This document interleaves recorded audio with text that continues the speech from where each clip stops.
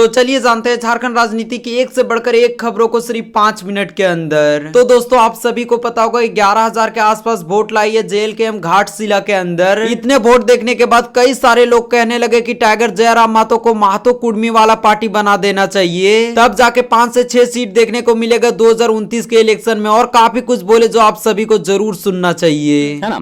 उनका पहले से थोड़ा सा वोट बढ़ा है, अब इसमें फैक्टर देखना होगा। और मुझे लगता है बढ़ा इसलिए, मैंने पिछले बार भी आपको कहा था कि JLKM का पूरा वॉइस वो महतो वोट पर निर्भर है। और यहाँ भी आप देखिएगा कि महतो वोट ही वहां पे सेंट्रलाइज हुआ है, ये दिख रहा है। आदिवासी वोट आपको गया नहीं है वहां पर। अच्छा। बिल्कुल नहीं गया है। उनका जो थोड़ा बहुत जो उनका कैंडिडेट संताल थे तो उनका जो रहेगा वो सब रहता है, उतना रहेगा। लेकिन ये वोट जो बढ़ा है वो निश्चित तौर पर ये महतो कम्युनिटी एक सेंट्रलाइज करके उसको दिया है।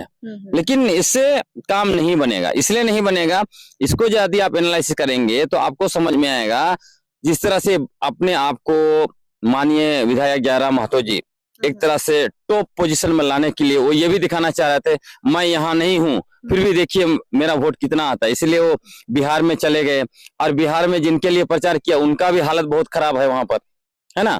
मैंने देखा है। तो इस हिसाब से उनका जो क्रेज था वो डाउनफॉल में ही जा रहा है। तो अल्टीमेटली आपको दिखेगा कि इनका पूरा का पूरा वॉइस अब महतो वोट पर निर्भर करेगा और इनको वहीं पे ताकत भी लगा देना चाहिए। अब इधर उधर ताकत लगाने से कोई फायदा नहीं।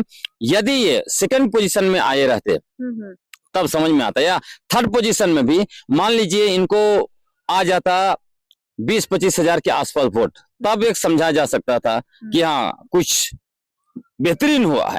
लेकिन यहाँ से इस जो वोट जो आई है इसे आप उनका भविष्य नहीं देख सकते। बस एक ही इंडिकेटर दिख रहा है कि उनका जो महतो कुर्मी महतो को अनुसूचित जनजाति की सूची में सूचीबद्ध करने की मांग में जो छलांग मारे हैं, उसमें जो उन्होंने अपनी पूरी ताकत लगाई थी रेल टेका डहर छेका में, उससे निश्चित तौर पर महतो समुदाय महतो जाति के लोगों के बीच उनके प्रति विश्वास बढ़ा है, जगह है। तो अब उनको देखना होगा कि उस विश्वास को किस तरह से वोट बैंक में तब्दील करते हैं, ये उम्मीद है उनके लिए। और क्योंकि अगर ये इलाका आप देखिए, कोयलंचल पूरा देखिए, 5 परगना देखिए, तो यहाँ अगर JLKM अपनी पूरी ताकत लगाती है तो इनको निश्चित तौर पर मुझे लगता है अगर 2 डिजिट ना भी हो तो 5-6 सीट तो 2029 में आ सकता है। लेकिन अभी भी अगर वो झारखंडी बनना चाहेंगे, झारखंडी पार्टी बनाना चाहे कि हम आदिवासी का भी नेता है, कुर्मी का भी नेता है, ये खेल खेलेंगे तो वहां भी उनको मुश्किल होगा।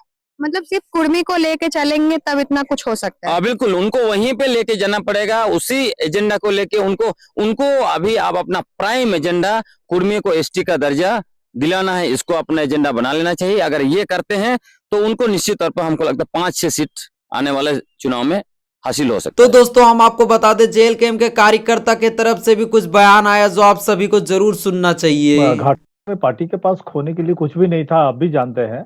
और 8,092 वोट पिछली बार मिला था और इस बार 11-11,500 वोट पार्टी को मिला है। पार्टी जहां पे थी 2024 के विधानसभा चुनाव में वहां से आगे बढ़ी है, बावजूद उसके कि झारखंड मुक्ति मोर्चा के कोर वोटरों से हम लोगों का पाला था। हम लोग देखिए, कल भी जब हम लोग बात कर रहे थे तो एक बात को लेकर के हम लोग रहे थे। कैंपेन में भी जब हम लोग आपस में जब बातचीत कर रहे थे, आप मेरे साथ घूम रहे थे, हम लोग साथ में घूम रहे थे क्षेत्र के अंदर, और सुदूर गांव में जो झोपड़ी में जहां सुविधा भी नहीं था वहां पे झारखंड मुक्ति मोर्चा का झंडा बता रहा था कि घाटशिला में क्या कुछ होने जा रहा। संकेत तो पहले से आ रहे थे। तो दोस्तों हम आपको बता दें BJP के बड़े बड़े नेताओं का कुछ बयान आया जो आप एक एक करके देख सकते हो। और पैसा का भी बहुत बड़ा खेल वहां हुआ है। साथ में एक दिन पहले मैया योजना के बंद खातों में भी पैसा डाला गया। तो हर तंत्र का उपयोग हेमंत सोरेन जी ने करके एन केन प्रकरण घाटशिला को अपने कब्जा में लेने का काम किया है।